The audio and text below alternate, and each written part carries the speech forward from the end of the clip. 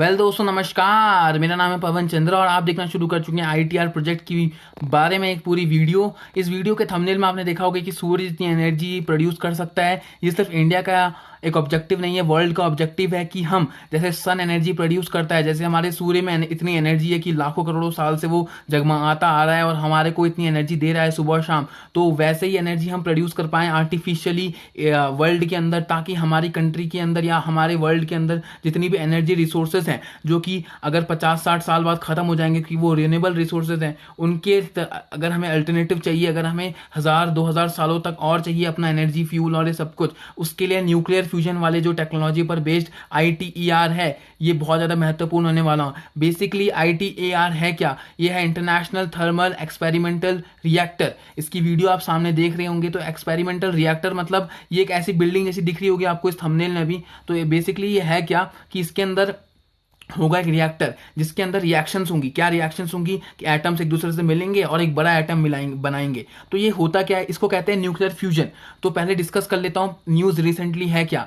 ITR एक project है, ठीक है, ये बिल्डिंग जैसा समझ लीजिए अभी। बेसिकली बाद में बताऊंगा सब फंक्शंस क्या होते हैं इसके। ये एक रिएक्टर है, एक मशीन, हमने एक पूरा न्यूक्लियर प्लांट बना दिया है। बेसिकली होता क्या था कि भाई अगर आप जब भी ये सुनते थे कि भाई न्यूक्लियर एनर्जी, तो न्यूक्लियर एनर्जी एक ऐसा शब्द है जो आके मन में आता हो कि भाई ये एनर्जी तो ऐसी है कि भैया जिसके अंदर रेडियो वेव्स होते हैं, रेडियो एक्टिव चीज़ें होती है, उससे एनर्जी निकलती है और ये एनर्जी बहुत अच्छी है। इसके अंदर कोई भी CO2 एमिट नहीं होता, ग्रीन एनर्जी है, क्लीन एनर्जी है। लेकिन इसका एक दूसरा अल्टरनेटिव होता है न्यूक्लियर फ्यूजन। एक तो हम जो पढ़ते थे अभी तक जिससे एनर्जी हमारे घरों तक आती थी, न्यूक्लियर वाला जो हम कहते थे उसे कहते थे न्यूक्लियर फ्यूजन।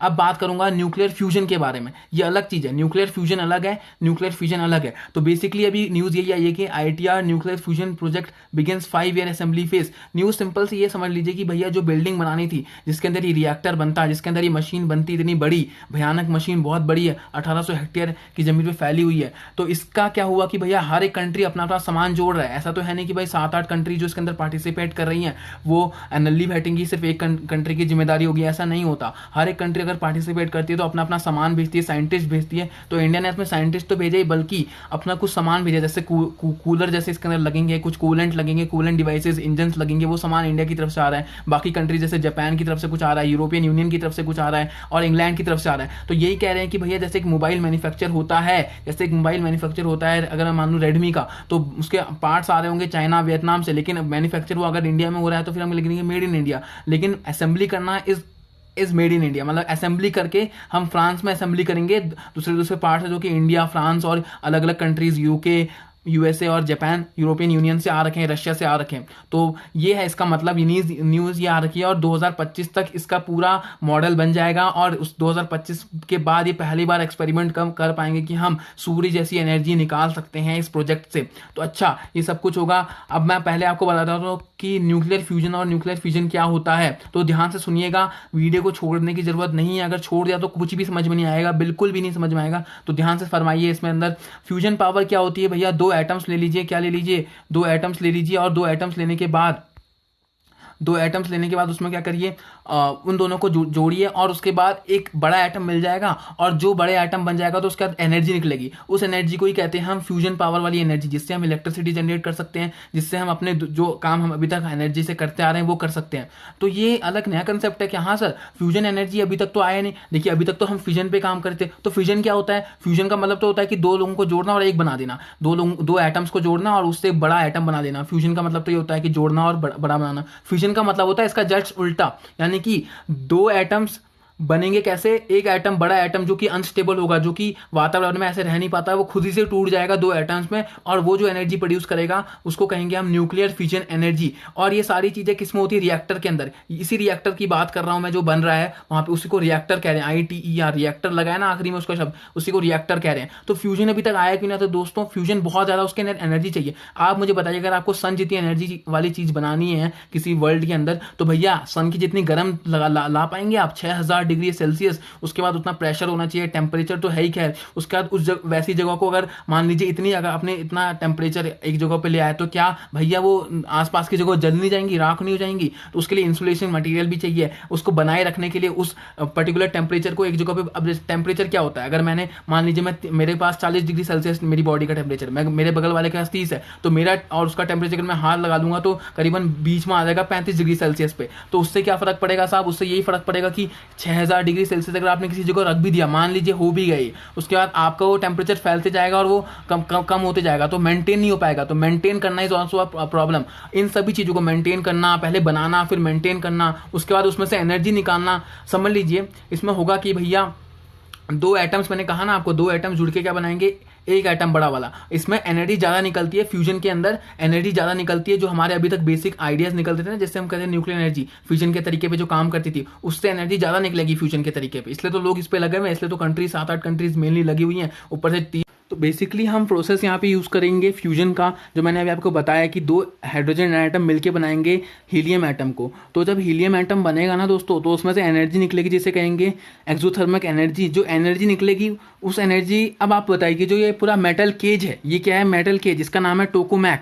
इस पूरे डिवाइस का नाम है टोकोमैक। तो जो टोकोमैक है, metal cage, cylindrical metal cage, ये पूरा एक मेटल का बक्सा है जिसके अंदर मैग्नेटिक फील्ड्स लगे होंगे। ये मैग्नेटिक फील्ड्स करेंगी क्या? तो मैंने आपको क्या कहा कि भैया दो हाइड्रोजन एटम मिलेंगे, वो एच ई एटम बनाएंगे बड़ा। तो एच ई एटम ऐसा तो नहीं होगा भाई वो पानी होगा, ना वो सॉलिड होगा, और ना वो गैसियस फॉर्म में होगा, यानी कि वो हवा भी नहीं होगा, ना वो तरलता वाला पानी होगा, और ना ही वो कोई पकड़ने वाली चीज़ सॉलिड होगा। वो अलग ही चीज़ होगी, अलग ही पदार्थ बनेगा। वो पदार्थ क्या होता है? उसको बोलते हैं प्लाज्मा।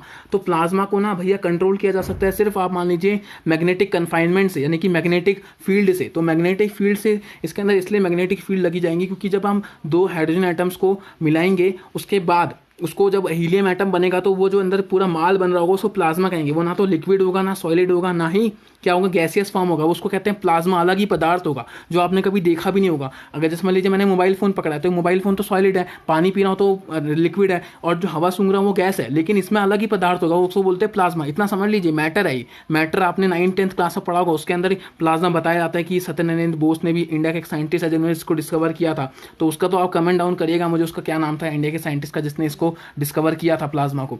तो ये तो आपको बता दें कि आयंस के फॉर्म को क्या कहते हैं, प्लाज्मा। बहुत चार्ज आयन के फॉर्म को इतना ज़्यादा साइंस में आ जाते हो। तो इस प्लाज्मा को कंट्रोल करने के लिए अलग ही मैटर होगा, अलग ही दिखता होगा, है ना। तो इसको कंट्रोल करने के लिए मैग्नेटिक फील्ड्स का इस्तेमाल किया जाता है दोस्तों। अब मैग्नेटिक फील्ड्स का इस्तेमाल हमने कर दिया, हाँ सर हमने कर लिया। इसके बाद क्या होगा?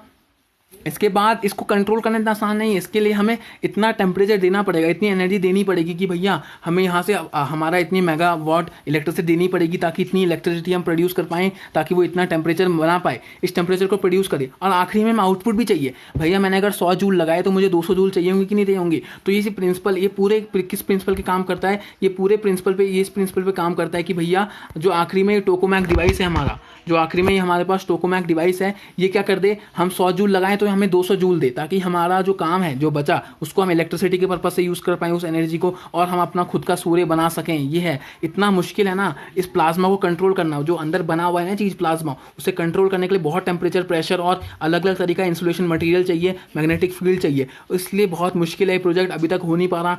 अगर आप ये बताइए, सन, इतना ही सोच लीजिए कि भाई सन का टेम्परेचर इंडिया में आप किसी भी जगह पे ला सकते हैं क्या? वर्ल्ड के नहीं ला सकते ना, इतना आसान नहीं होगा, लेकिन इसी पे काम चल रहा है। तो बेसिकली अब ITR के बारे में बता देता हूँ आपको। ITR का गठन हुआ था 24 अक्टूबर 2007 को, और इसकी फ्रांस के अंदर सेंट पॉल डोरेंस नाम की, और यहीं पे इसका क्या हो रहा है, पूरा 1800 हेक्टेयर्स के ऊपर ना ये पूरा कार्यक्रम चल भी रहा है।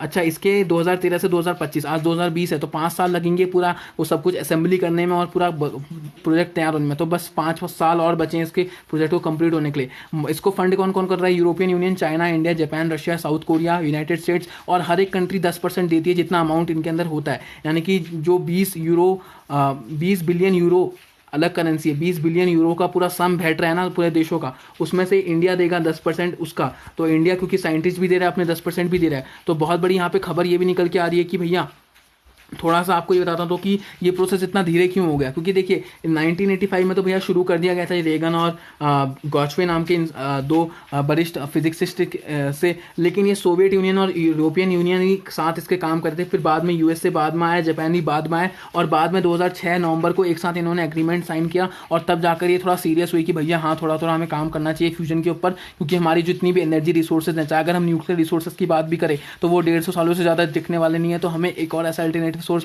चाहिए होगा जो कि 1000-2000 सालों तक चल सके, इसलिए इसका गठन किया गया, इसलिए इसको बनाने की कोशिश अभी जारी है ताकि 2050 तक हमें ये सब चीज़ें मिल सकें।